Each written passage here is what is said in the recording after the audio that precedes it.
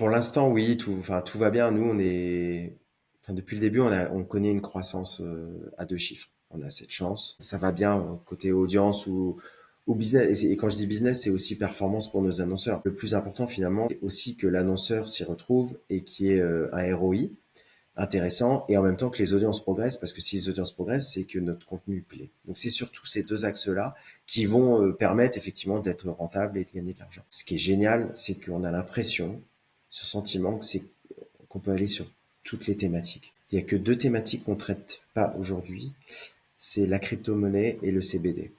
Tout le reste, on le traite. Les meilleures ventes de l'année dernière, enfin depuis plusieurs années, c'est des pommeaux de douche, des arbres à chat, des abonnements. On peut aller sur tout. Et c'est là où c'est génial parce que on a l'impression que c'est infini. Les guides d'achat vivent beaucoup sur la high-tech. On a commencé comme ça, mais on ne vit pas que sur la high-tech. Aujourd'hui, ça doit être 30-35% de business, ce qui est assez peu, entre guillemets, sur les guides d'achat. Et c'est tout le reste. On propose des contenus sur les meilleurs sites de rencontres. On va, je l'ai dit, sur les sujets drôles, sur l'intime. Il y a 4-5 ans, c'était impossible. Maintenant, on va sur ces sujets-là. Enfin voilà, on trouve tout dans le Parisien.